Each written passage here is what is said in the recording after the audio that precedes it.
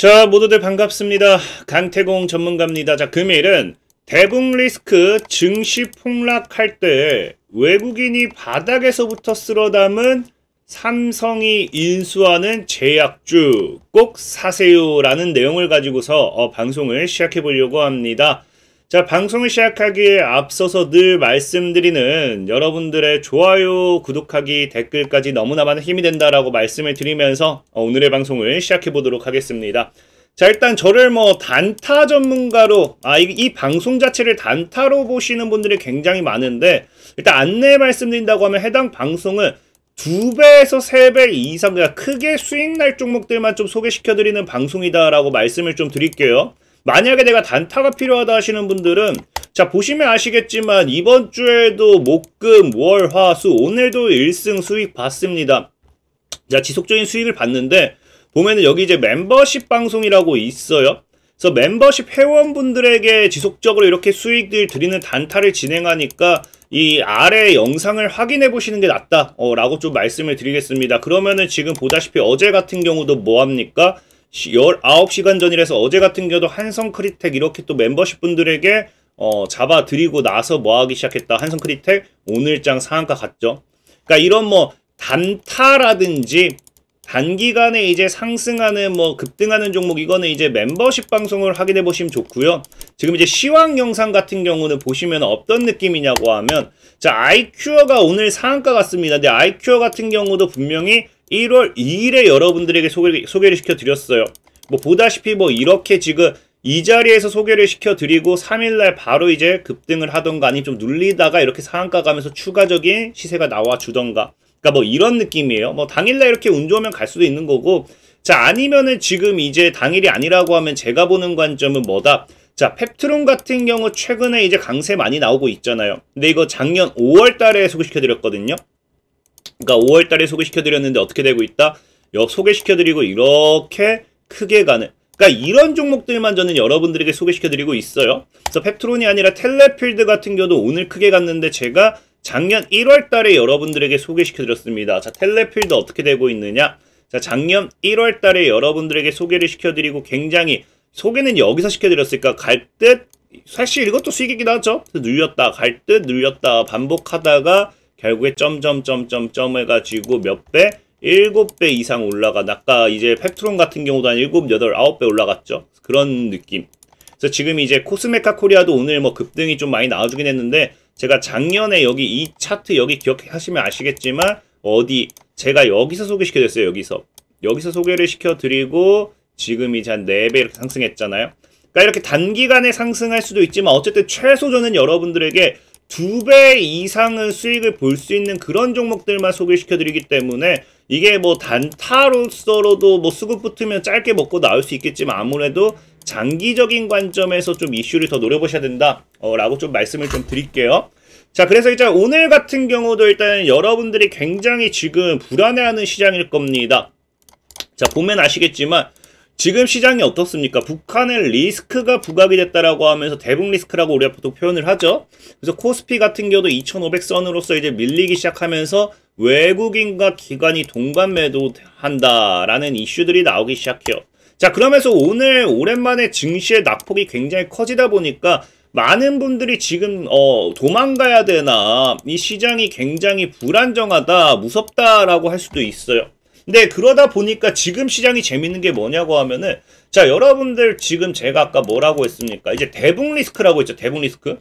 그래서 김정은이 전쟁하겠다라고 하면서 전쟁 시 대한민국 이런 얘기가 나오면서 방산주들이 지속적으로 강세를 나타내고 있어요. 근데 재밌는 게 여러분들 이거는 예전부터 역사가 증명합니다. 예전부터. 저는 이게 증시의 하락을 부추기지는 않을 거다라고 말씀드리고 싶은 게 뭐냐고 하면 이게 의도적이다라고 좀 표현을 하고 싶어요. 왜? 사실상에 무조건적으로 전쟁이 안 난다라고 말을 할 수는 없지만 여러분들도 알다시피 지금 김정은 입장에서는 뭐 할 수밖에 없습니까? 전쟁은 이 체제를 유지하기 위해선 전쟁은 뭐 한다? 가급적이면은 일으키지 않고 할 것처럼 하면서 뭐 하는 게 좋다. 이 시대를 끌고 가는 게 굉장히 좋다라는 겁니다. 지금까지 3대가 이 계속해서 존재할 수 있었던 이유는 뭐 때문이다? 전쟁이라는 이 카드를 들고서 지속적인 자리를 유지할 수 있었기 때문이고요. 전쟁이 일어나게 된다라고 하면 정말 이 자리에 위협을 받기 때문에 아무래도 시장에서 보는 건들 뭐라고 얘기해요? 김정은이 정말로 전쟁을 일으킬 확률은 적을 것이다 라고 이제 보는 거죠. 이거는 늘 역사가 말해주고 있었습니다. 자, 그렇기 때문에 무조건적인 전쟁이 안 난다라고 할 수는 없겠지만 전쟁이라는 리스크가 증시를 크게 떨어뜨리지는 않는다는 거예요. 그리고 사실상 여러분들이 아셔야 되는 게 전쟁이 난다라고 하잖아요. 이미 우리나라 증시 박살나고 있습니다. 우리나라 이미 주식 자체가 돌아갈 수가 없어요. 미사일 날아다니고 있는데. 근데 어떻게 무슨 방산주 사봐야 무슨 의미가 있냐라고 좀 말씀을 드리고 싶은 거고. 자, 그러다 보니까 지금과 같은 상황이 과거에도 있었습니다. 여러분들이 주식을 하신 지 얼마 안 되신 분들은 뭐 모르실 수도 있는데, 자, 보면은 우리가 방산주 차트 중에 빅텍이라고 이제 우리 흔히 대장주를 보죠. 자, 빅텍 같은 경우 보면요. 2015년도, 16년도, 17년도 꾸준하게 우상향을 하면서 지금 한 3배에서 4배 정도 상승하는 모습이 이제 나타나고 있어요. 당시가 2017년도거든요. 근데 2017년도 여러분들이 이때 어떤 이슈가 있었는지 기억하실지 모르겠지만 2017년도에 뭐가 있었느냐? 트럼프가 당시 미 대통령으로서 뭐합니까? 북한을 불바다로 만들겠다. 김정은 너 깝치면 진짜 우리 불바다 핵전쟁 한다 하면서 지속적인 북한과 미국의 뭐가 나와요? 이 전쟁 관련되어 있는 압박이 들어오기 시작합니다. 자, 그러면서 그 당시에 보면 어떤 식으로 진행이 되느냐? 자, 우리나라 증시가 이렇게 무너지는 거죠. 당시에도 아까 얘기했다시피 방산주만 지속적으로 4배 이상 올라간 이유가 이것 때문입니다. 우리나라 증시 너무나도 무너졌어요. 왜? 자꾸 북한과 미국이 싸운다 하니까 올라가려고 하면 무너뜨리고. 근데 중요한 게 뭐냐고 하면 이랬던 이 우리나라 증시가 갑자기 2018년도 다가오는데 뭐 하기 시작해요? 다이렉트적인 급상승을 하기 시작합니다. 뭐야 왜 급상승하지? 라고 생각할 수 있는데 이때 시장을 견인했던 게 뭐냐고 하면요. 바로 제약주라는 거예요. 보면 알다시피 제약주가 무너지고 제약주 올라가면서 시장 견인하고 방금 보여드렸던 코스닥의 차트와 굉장히 똑같죠. 근데 재밌는 게 뭐냐고 하면은 이 제약주가 사실 이때 왜 올라갔냐라고 하면요. 이유는 없어요. 굳이 이유를 대라고 하면요. 셀트리온 삼형제가 강세였습니다. 셀트리온 삼형제 강세 말고는 이유가 없었습니다. 자, 그리고 이 제약주 열풍 불어오기 전에 뭐가 있었냐고 하면요.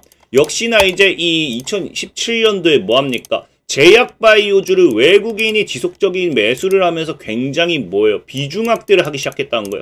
증시가 무너지는데 제약바이오주만큼은 뭐한다? 외국인이 꾸준하게 사들였다는 거예요. 그러고 나서 갑자기 전쟁이라는 리스크가 사라지게 되니까 제약바이오를 주도주로서 증시를 강하게 견인했던 게 과거 2017년도 제약바이오 대란이라고 제2차 제약바이오 상승이라 보시면 좋아요. 제가 예전에 얘기했지만 제1차 제약바이오 대파동은 언제다? 한미약품 기술 수출 이전이다 말씀을 좀 드렸죠.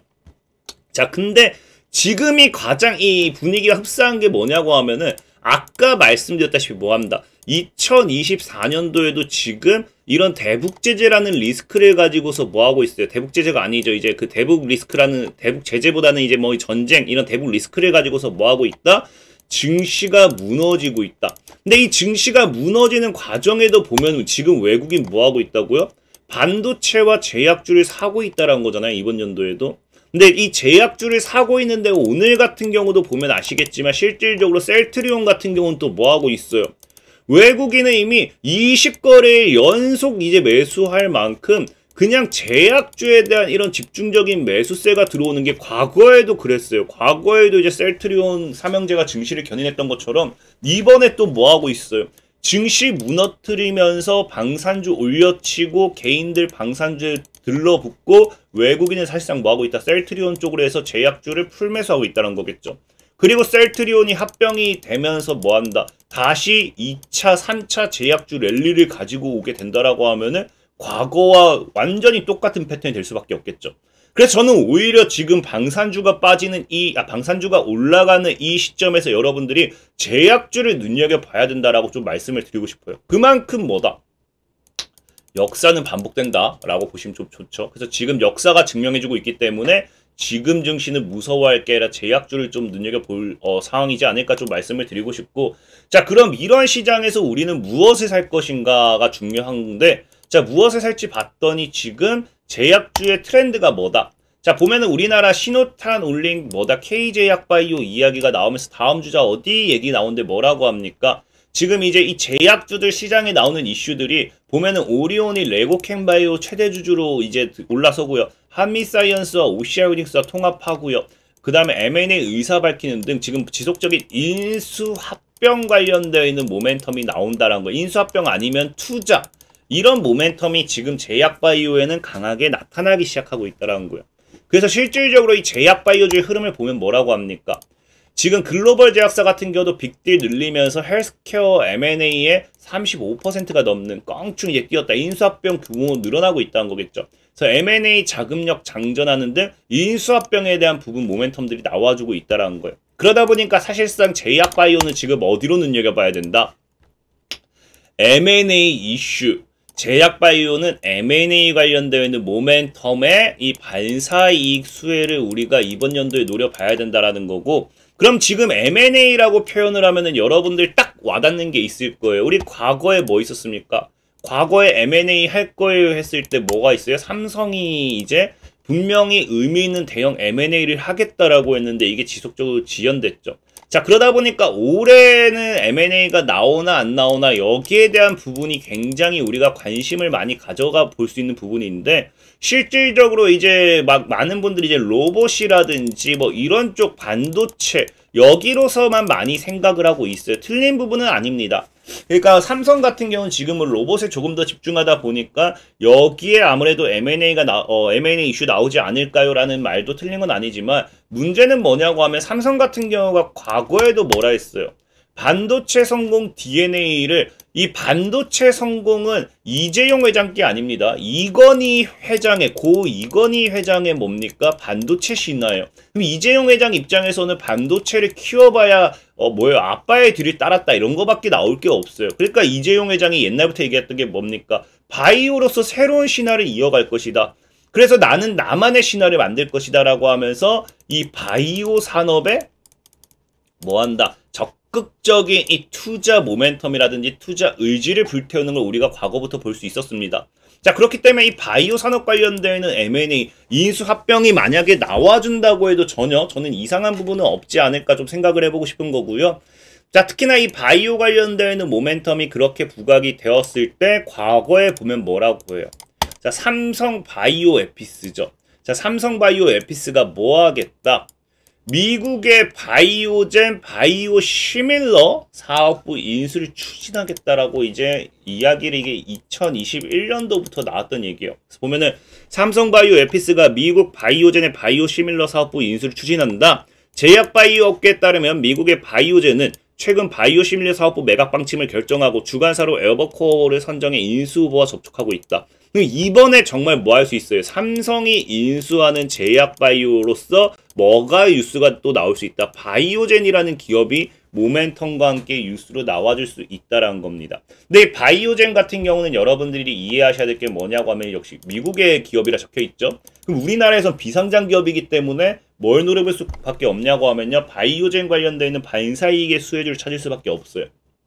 그럼 오늘 소개시켜드리고 싶은 종목은 뭐냐고 하면은, 이게 지금 2019년도부터 유지됐던 이슈라고 분명히 말씀을 드렸어요. 그래서 보면은 이제 일신바이오라는 종목이 있습니다. 2021년도 뉴스긴 한데 2019년도 찾으면 나옵니다. 그래서 삼성바이오가 뭐한다? 바이오젠 인수 참여하겠다. 그래서 삼성그룹이 글로벌 제약업계 19인 미국 바이오기업 바이오젠에 뛰어들고 뭐 쭉쭉쭉쭉 이야기가 나오죠. 자, 그러면서 이때 모멘텀으로서 급상승했던 게 뭐다? 일신바이오라는 기업이에요. 일신바이오라는 기업이고, 보시면 아시겠지만 2021년도에 뭐 했다? 이게 2019년도가 2021년도부터인가 봅니다. 여기 상승파동 없는 거 보니까.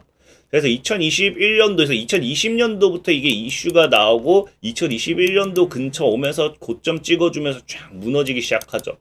그래서 일신바이오 같은 경우가 지금 이제 과거에도 뭐였습니까? 이런 이 삼성이 바이오젠을 인수한다는 모멘텀으로 9,000원대를 찍었기 때문에 다시 이게 재부각이 되면은 이 9,000원 못해도 다시 9,000까지만 가져도 지금 자리에서 7배에서 8배 정도, 약 8배 정도 기대 수익은 해볼 수 있는 종목이지 않을까 좀 말씀을 드리겠습니다. 그래서 오늘은 일신바이오라는 종목을 좀 소개시켜 드릴 거고요. 자, 늘 말하지만 시황의 종목들은 단기보다는 장기로 크게 가는 종목들이 많아요. 자, 그렇기 때문에 나는 빠른 단타 원한다면 아까 멤버십 방송을 참여하시던가 아니면 영상 하단에 이런 카톡을 클릭하시면요. 지금 뭐 한다. 주 5회가 아니죠. 주 1회, 1회씩 주 1회 매일 이 무료로 1회, 무료로서 단타 진행하고 있으니까 그렇게라도 참여하실 분들은 영상 하단 링크 클릭하시면 되겠습니다. 자, 지금까지 진익 인베스트먼트의 강태공 전문가였고요. 여러분들의 좋아요, 구독하기, 댓글까지 너무나 많은 힘이 된다라고 말씀을 드리면서 자, 모두들 안녕!